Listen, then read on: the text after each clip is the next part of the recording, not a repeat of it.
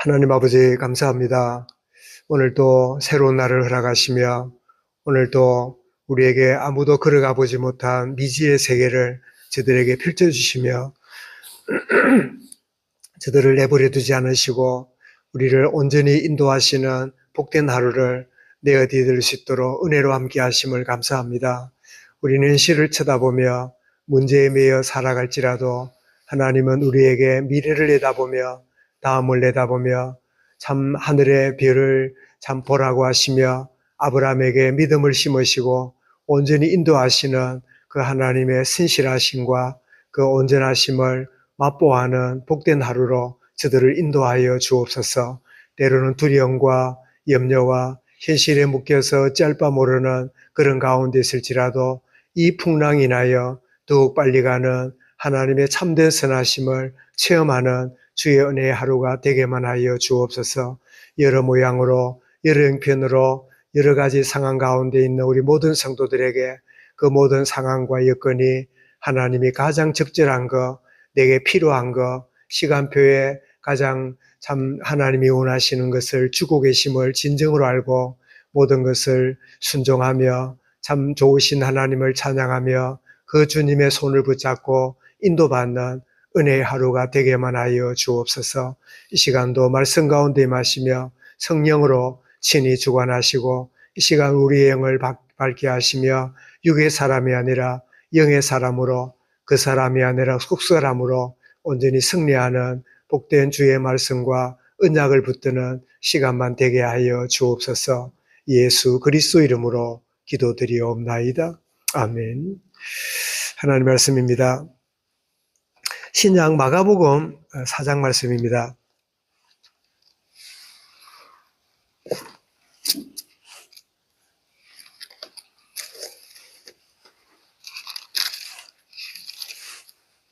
마가복음 4장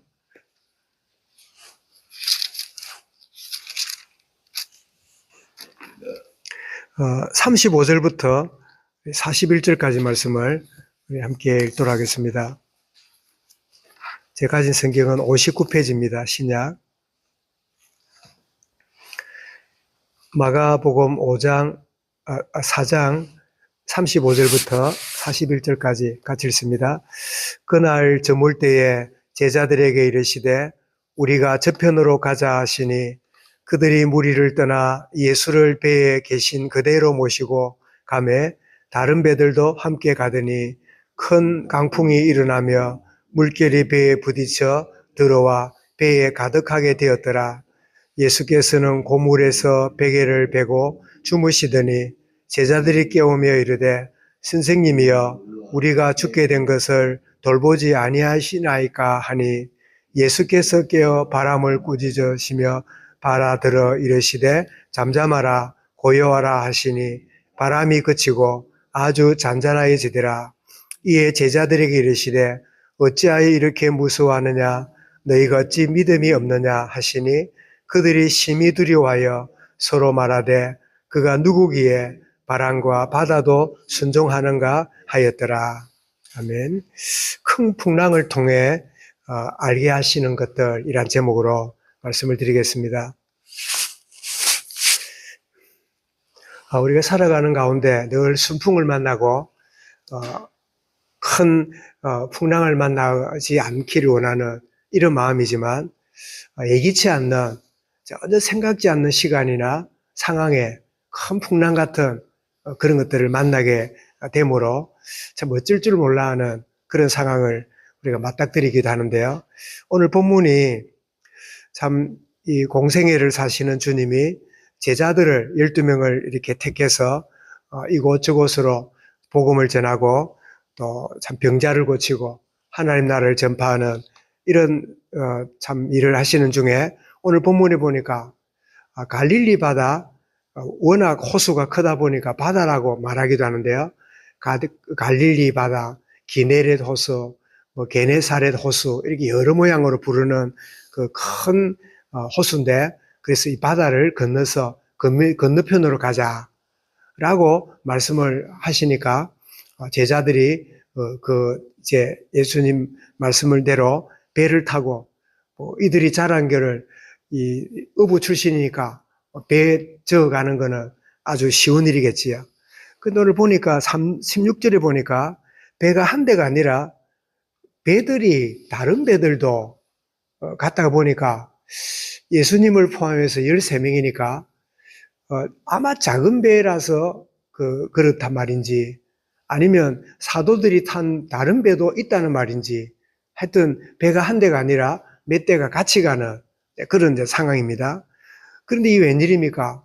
주님은 그 배에서 고물에 배를 머리를 대시고 주무시고 편안한 가운데 제자들은 주님도 육신을 가졌기 때문에 되레 주무시는구나 이런 마음으로 콧노래를 부르면서 노를 지어서 갔겠지요. 요즘처럼 보트가 있거나 엔진이 없는 그런 시대니까 손으로 저어서 가는 그런 배였으니까요. 그런데 웬일입니까? 큰 풍랑이 일어나는데 풍랑 정도가 아니라 물이 배에 들어가지고 완전히 배가 가라앉을 만큼 그런 상황을 만나지요. 참 예기치 못한 인생의 위기를 만나고 있는 겁니다. 자, 그때 제자들이 이 풍랑 때문에 큰 어려움을 겪고 물을 퍼내고 막 상황이 벌어지는데 주님은 아란 것 없이 주무시는 거예요. 그러니까 이 분위기를 가만히 보니까 38절에 선생님이여 우리가 죽게 된 것을 돌보지 아니하시나이까? 왜 이 어려움을 겪고 있는데 이런 위기를 만나고 있는데 주님은 모른 척 합니까? 꼭 우리 살아가는 중에 참 위기를 만나고 어려움 만날 때 하나님 이럴 수가 있습니까? 주님 왜 이런 일을 만납니까? 더 심하면 내가 무슨 죄를 지었길래 내가 뭘 잘못했길래 이런 일이 벌어집니까? 흔히 그런 생각을 하잖아요. 그렇듯이 우리 형편을 왜 돌아보지 않습니까? 참 왜 이런 상황이 벌어집니까? 때때로 우리는 무슨 문제가 해결되는가 싶으면 또 다른 문제가 또 주어지고 이제는 괜찮겠다 싶을 때는 또 예기치 않는 상황이 또 예기치 않는 어떤 상황을 통해서 주어지는 그런 걸 만나면서 참 안타깝기도 하고 답답하기도 하고 그럼 은근히 하나님 왜 이러실까? 그 맞닥뜨릴 때 주어지는 그런 마음들을 경험하는 걸 여기서도 보게 되지요. 그럴 때 주님이 이제 바람이 불고 물이 가득 찬 것을 주무셨지만 알고 계시겠지요. 주님이 일어나시더니 바람을 꾸짖고 나니까 바람이 잠잠해지고 바다가 잔잔해지는 이런 상황이 벌어질 때 제자들이 두 번 두려워합니다. 첫 번째는 풍랑 때문에 두려워했잖아요. 이 풍랑 때문에 위기를 만나고 죽음에 대한 공포를 느끼는데 이제는 놀랍게도 새로운 두려움을 경험합니다. 그 두려움이 뭘까요? 이분이 누구시길래? 아니, 이분이 누구시길래 이렇게 바다를 잠잠케 하고 바람을 꾸짖으심에 잠잠게 되는가 하는 두려움. 우리는 살아가면서 두 가지 두려움을 경험합니다. 한 가지는 뭐죠? 세상 문제 때문에, 예기치 않는 어려움 때문에, 현실 때문에 두려움에 빠지기도 하죠. 그런데 진짜 두려움은 그런 두려움에 빠져 있는 그런 위기와 문제 가운데 있는 나에게 이토록 놀라우신 하나님의 크신 손길이, 이토록 놀라운 하나님의 계획이, 하나님의 선한 큰 언약의 그 비밀이 이렇게 얘기되어 있는데 참 나는 현실을 쳐다보고 문제 쳐다보고 내가 힘들어하고 심지어 죽고 싶을 만큼 답답해하고 그렇게 살아갔던 참 그런 내 어리석은 모습이구나. 그래서 세상 살아가면서 우리가 현실 문제 쳐다보면 현실 때문에 두려워요. 그러나 그 모든 것을 주관하시는 잠잠케 하시는 그 주님을 점점점 더 알아갈 때 오는 그 진정한 이 두려움, 이 두려움이라 안 하고 뭐라 그러죠? 경외로움. 그분이 누구시길래?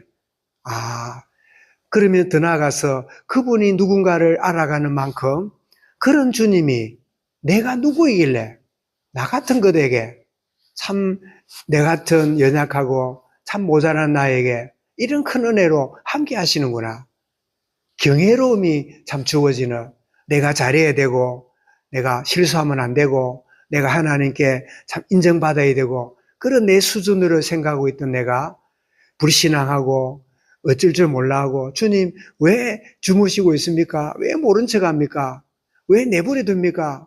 왜 이렇게 어려운 문제를 하나님 막아주시 않습니까?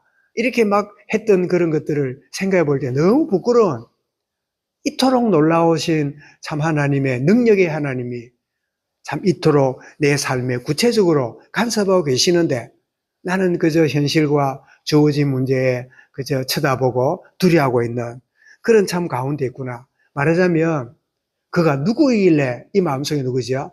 이분은 천지 만물을 다스리시는 창조주 하나님이시구나. 그래서 오늘 말씀의 제목이 뭐죠? 큰 풍랑을 통해서 알게 되는 것들이지요. 주님은 자신을 알아가도록 말씀만 주시는 게 아니라 우리의 상황들이 하나님을 알아가게 만드는 방법입니다. 내가 이런 걸 경험하고 저런 걸 경험하고 이런 상황을 경험하고 저런 상황을 경험하는 모든 일들이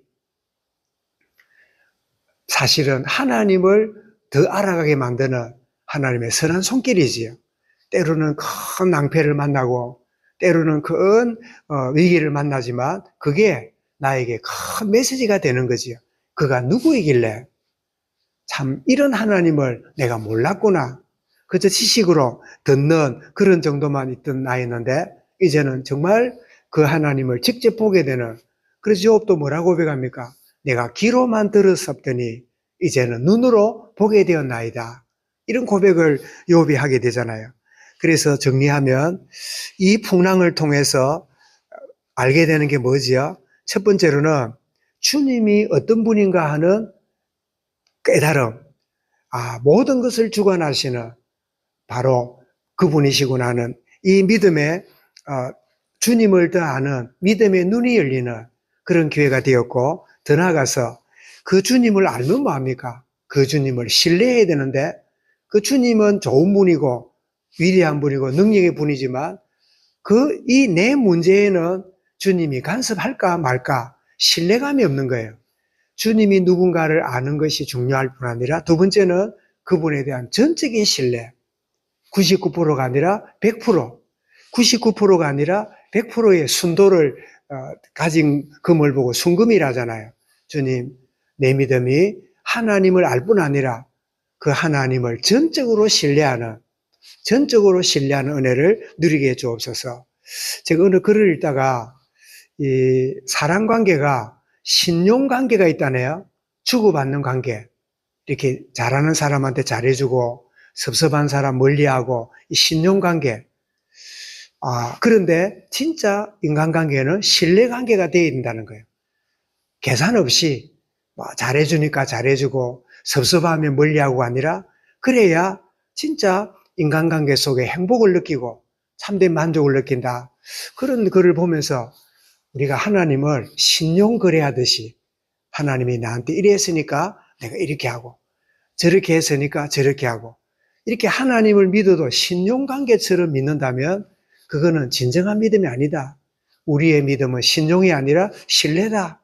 전적으로 하나님이 옳습니다. 하나님은 좋으신 분입니다. 하나님, 그때는 왜 그런가 했더니 조금 지나고 보니까 내가 얼마나 미련하고 나의 생각이 우둔했던지, 그런 의미에서 우리는 내가 윤리 도덕 때문이 아니라 불신앙 때문에 회개가 나오는, 주님 죄송합니다. 이 놀라운 계획을 가지고 계시는데도 나는 이렇게 저렇게 수단을 부리고 그래 살았습니까? 라고 하는 그런 참 고백을 하게 되죠. 그래서 풍랑을 통해 아는 것은 주님이 어떤 분인가를 알아가는, 두 번째는 그분을 얼마나 신뢰하고 있는가를 배워가는, 세 번째로는 풍랑을 만난 제자처럼 우리 인생살이에는 예기치 않는 문제들이 끊임없이 다가온다는 사실을 우리에게 알려주는, 주님도 같이 계시지요. 자, 풍랑 저 바다 건너로 가다고 했지요. 그러니 안전하게 갈 줄 알았는데 갑자기 예기치 못한 문제를 만나듯이 오늘을 살아가는 저들도 예기치 않는 이런저런 상황을 만나게 되는데, 그러나 돌이켜보면 이 문제로 인하여 하나님이 어떤 분인가를 깊이 아는 기회고, 주님을 내가 얼마나 신뢰하고 있는지, 반만 믿는지 전적으로 믿는지 대충 참고만 하는지 주님을 신뢰하고 있는가를 알게 되는, 그래서 오늘 우리 찬송 드린 우리 373장 찬송처럼 참 고백했던 우리 고백이 바로 그 찬송이지요. 고요한 바다로 참 저천국 항해할 때 내게 순풍 주시니 감사합니다. 2절은 갑자기 바뀝니다. 큰 물결이 일어나 나 쉬지 못하나 이 풍랑으로 인하여 뭐라고요? 더 빨리 갑니다. 그래서 오늘 찬송가가 점점 풍랑 때문에 괴로워했는데, 두려워했는데 이 풍랑으로 인하여 주님을 더 깊이 알고 더 신뢰하고 예기치 못한 상황 가운데도 주님의 손을 붙잡고 주님이 함께 하심을 진정으로 아는 은혜 가운데 인도받기 원합니다. 우리의 믿음을 가져다주는 찬송이 이루어지는데요. 큰 풍랑을 통해서 깨닫게 하시는 하나님의 은혜를 오늘도 누려가는 우리 온 교회와 우리 성도들, 자녀들, 또 특별히 어려운 가운데 있는 이들에게 하나님의 크신 은혜가 체험되어지는 복된 하루 되도록 은혜로 함께하여 주옵소서. 우리 말씀 붙잡고 합심해 기도하겠습니다.